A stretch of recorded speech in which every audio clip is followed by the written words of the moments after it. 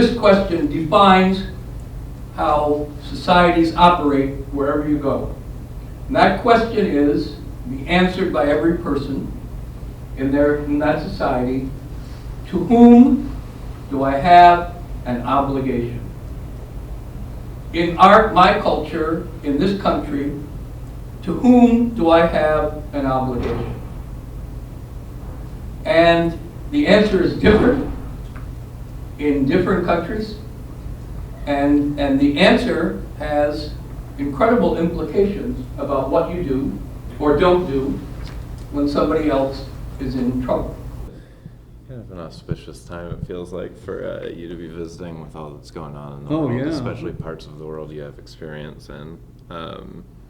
This year, or just this morning, we had the news, or late yesterday, had the news of Israel calling for the evacuation of north of Gaza South. Yeah, yes. And so I guess, to set us up, I'd like to kind of pick your brain about the status, of the conflict in Gaza between Israel and the Palestinians. And because on paper, I think it could be forgiven maybe for looking at, the situation now and the situation 40 years ago and seeing like how far has anything really moved, really come. Yeah. I guess you might have a better perspective on that. Well, because it was exactly 40 years ago that I was in Gaza and in the West Bank and in Lebanon in my State Department duties.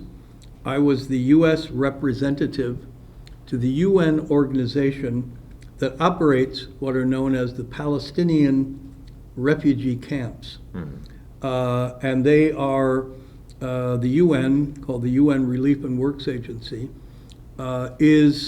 provides the education and health services and have been doing it for probably 60 years after, when Israel was established and a lot of Palestinians moved away from parts of what's now Israel and ended up sort of as settled refugees, but now they've been in these places, and they're West Bank, Syria, Jordan, but Gaza and Lebanon were the most prominent ones.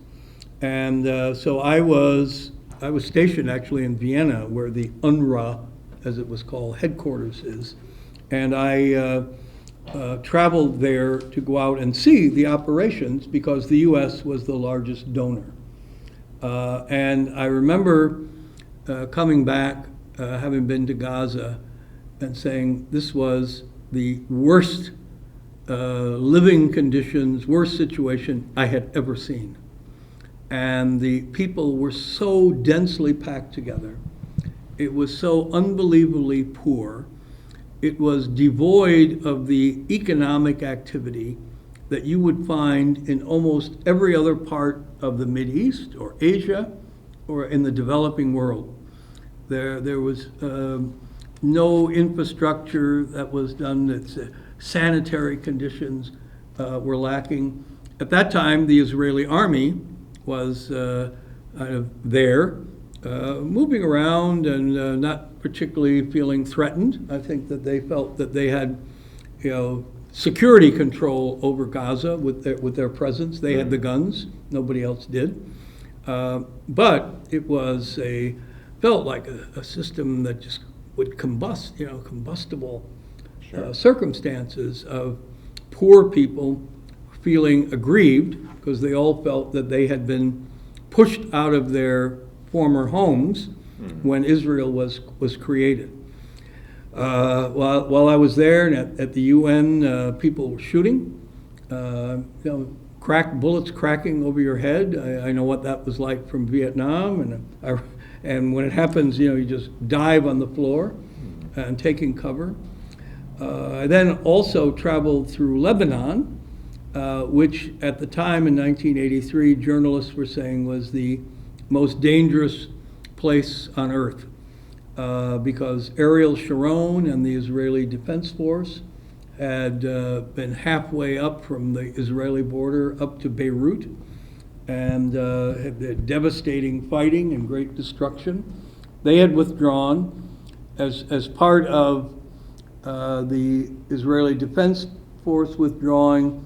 The Yasser Arafat's PLO army, which had been in northern Lebanon, was dispersed all across the Middle East, and ended up being in places like Yemen and Tunisia and other places, broken apart. And now Arafat's army was coming back and reassembling in northern Lebanon. And I was traveling with 2 UN officials. Nobody knew who I was. The American embassy in Beirut had been blown up, 60-some people killed. There was almost no American diplomatic presence. And I was able to pass through the Israeli lines, and there were this Phalangist militia. I was able to go through the heart of Beirut, where it was called the Green Line. It was unbelievable destruction. Then going north through the Syrian army, which had come over. Then there were warlords. Hezbollah was just getting established then, was near the Bekaa Valley. And then go beyond that and through PLO checkpoints. And I became the one person who had discovered Arafat's military command center, which was underneath a UN school. So this putting military facilities under military headquarters, operation center, under UN buildings seemed to be something of a regular practice, because if the Israeli Air Force is going to attack them, well, to do so, they've got to blow up a UN school, which makes it look like a terrible atrocity. And I'm certain that now, if you go to Gaza, where some of the hostages or others are being held, are probably in tunnels under buildings, which, if the Israelis attack the buildings, would look like a terrible, human rights violation, or not in keeping with it. So, on the one hand, the adversaries are very clever and trying to make sure that that if they get attacked, they'll make it look like it was illegitimate international action on the part of the Israelis. The Israelis have the dilemma of, well, how do you allow military headquarters who are firing rockets into our country exist without attacking it?